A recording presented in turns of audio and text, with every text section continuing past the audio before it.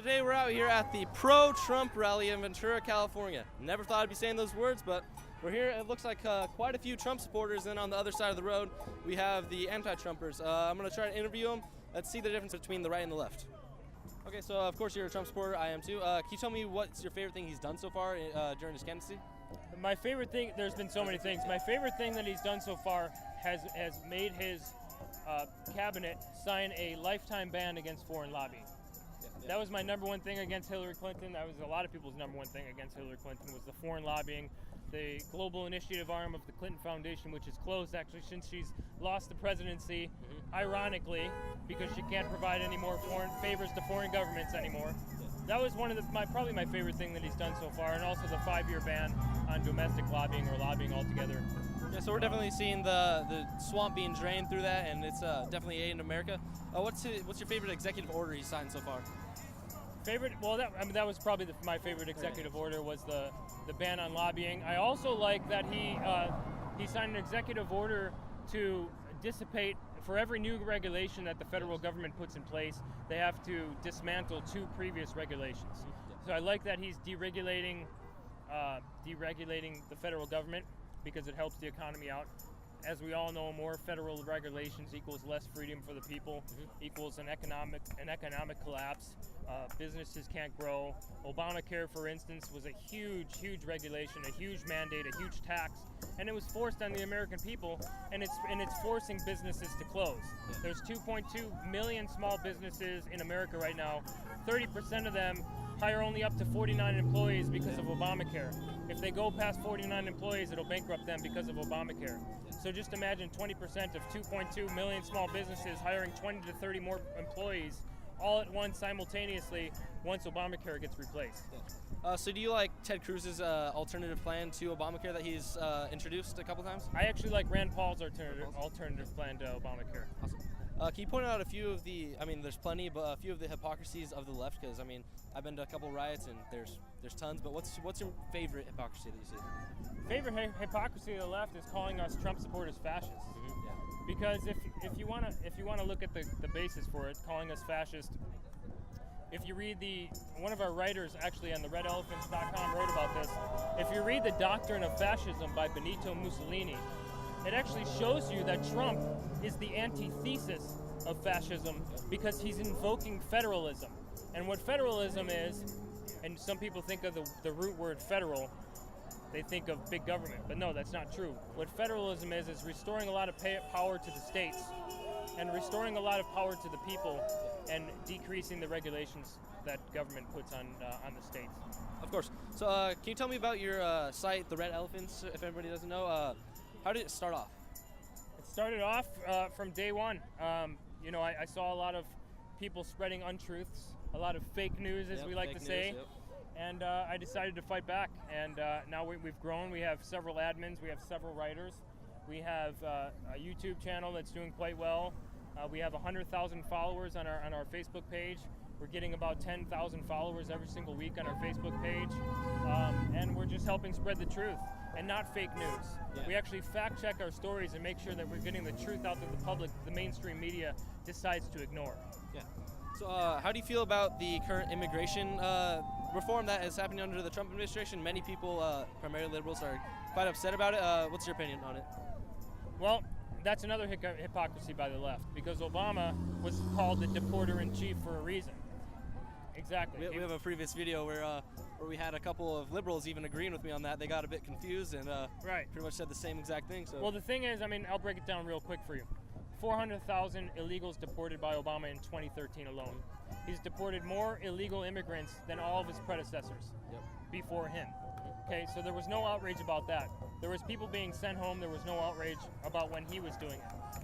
Secondly, Obama, as far as immigration goes, Trump is just trying to deport the illegal criminal aliens right now. So a lot of the mainstream media sources are sharing, oh, this guy got picked up as he was dropping off his daughter at school. No, the guy had DUIs. The guy could have killed someone. There was 600,000 murders, 600,000 crimes, by illegals in Texas alone in a 5-year period, and 3,000 of them were rape. And And a lot of the left likes to say, oh, Americans rape people too. Americans murder people too. Yeah, but does that mean it's okay to add more rape and more murder on top of the existing rape and murder that we have here? That's like saying, hey, you already have debt on your credit card. Can I use your credit card to go fill up my tank? It's okay because you already have debt, right? You're already putting debt on your credit card. Let me go use it. Exactly. It's ridiculous. Yeah. So, of course, we have ISIS as another national threat right now, or threat to our nationality. And in the European state or countries, you start to see rates of rape and crime grow, like skyrocket. For example, Sweden. I mean, Trump got some flack for his comments about Sweden, and then the next day you have the riots where everybody's lighting on trash cans on fire. And what would you say? Do you agree with Trump's policies to pretty much how to defeat ISIS? Yes, I agree. And actually, as a matter of fact, I forget his name, in Iraq, he actually just basically conceded. He said that the ISIS in Iraq has conceded, and this was just a few days ago. Really? Yeah. And most of the people are saying, oh, Trump couldn't defeat ISIS in 30 days. Well, I mean, you're looking at them concede all over the place. Yeah. And, you know, with General Mad Dog Madison place, I see a lot of my military friends that are happy in the military again, a lot of my military friends that are going back into the service again. And there's just a restored spirit in America with President Trump in office. Amen to that. Yeah, so of course, I mean, you can see that Trump is doing a great job already. The stock market's risen to all new highs, and he's doing a quite fantastic job. Go Trump. That's not anti-Trump? That's an anti-Trumper there. Anti-Trump. There it is, the first one of the day. That's an anti-Trumper there. So of course you have people like that with yeah. Of course you have people like that who are anti-Trump. Clearly here we outnumber them. But in some of the places you've gone, you've been outnumbered by a long shot. And recently there was someone attacked at one of them. Yes, one of our supporters actually got punched in the face. If you guys go back to the video, the live video previously down our feed, you can see if you haven't seen before. It actually went viral. I mean, Milo shared it, Fox News has shared it. Many people have shared that footage. And hopefully we'll see what happens. It looks like there's a lot of haters showing up here. Oh well. Might make footage well. So yeah, we were outnumbered there. We were outnumbered in LA outside the city hall. And that's fine. I mean, they rerouted their whole march. There was 2,000 people. They rerouted their whole march because of 15 people standing on the corner in LA next to City Hall. So, you know, hey, we're not scared. We don't care. So going statewide, how do you feel about California trying to secede from the union? Do you think that would work or? Won't work. Amen to that. Yeah, too many people will Too leave. many federal aid. Yeah. Right. So we couldn't pay for our nice little bullet train, huh? Right. Exactly. Yeah. That's just another waste of money. Yeah. I mean, California. You see what happens with the dam. Their infrastructure. Their infrastructure's failing. Their economy's failing, California and this state. And they want to spend money on programs like helping transgenders in prison get their name changed. Yep. I mean, it's just ridiculous. It's the liberal logic. It's why they lost. Their identity politics, their constant hate of opposing opinions, and their relentless, you know, swearing, ripping up signs, punching us. You know, after the election, I mean, it's just ridiculous. It's why they lost, and it's why they're going to lose again in 2020. Amen to that, yeah. Thank you for the interview. Thank you. Take care. You too. Excuse me, sir. Hi. Excuse me. Excuse me, sir. Would you be interested in an interview? Excuse me? No? Guess they don't want to talk. How's it going, sir? Are you guys anti-rally today or a counter-protest? I'm here to see if we can't get some truth out of the White House about what's going on in Russia. Okay, so how are they lying in Russia? How are they lying about Russia? Well, let's just start with Jeff Sessions, and we don't have to go any farther. Jeff Sessions said he didn't have anything to do with conversations with the Russian ambassador, and he lied in front of the Senate, and he essentially ought to be on his way to jail. Well, isn't that the recusing himself isn't really a solution to the problem when his deputy will walk right in and take over, is it? Isn't that the job of the Attorney General, though, is to talk to foreign ambassadors? Depends on what he's talking about and when he's talking. Well, has an official transcript been released stating what they were talking about? No, has he said what he was talking about? No? Well, okay, so you seem anti-Russia here. Here's my point. if the guy has nothing to hide, and if his intentions were crystal clear and clean, then why doesn't he just come out and say, hey, this is what I talked about, this is why I talked about it, this is when I talked about it? And why doesn't Trump say, every single person in my cabinet, in my White House, in my administration, in the Senate, every single Republican that's had a conversation during the campaign and since my election with Russia, any Russian agents, any Russian provocateurs, anybody, stand up, tell us now that you had that conversation, why you had it, when you had it, and let's just be open about that issue.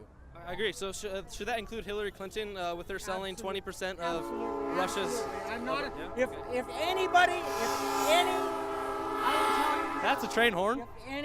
if any other Republican candidate besides Trump had run for president, I would have voted for them. All right. Okay. Thank you. Thank you. Hi. Would you be willing to explain to me why Trump is not your president?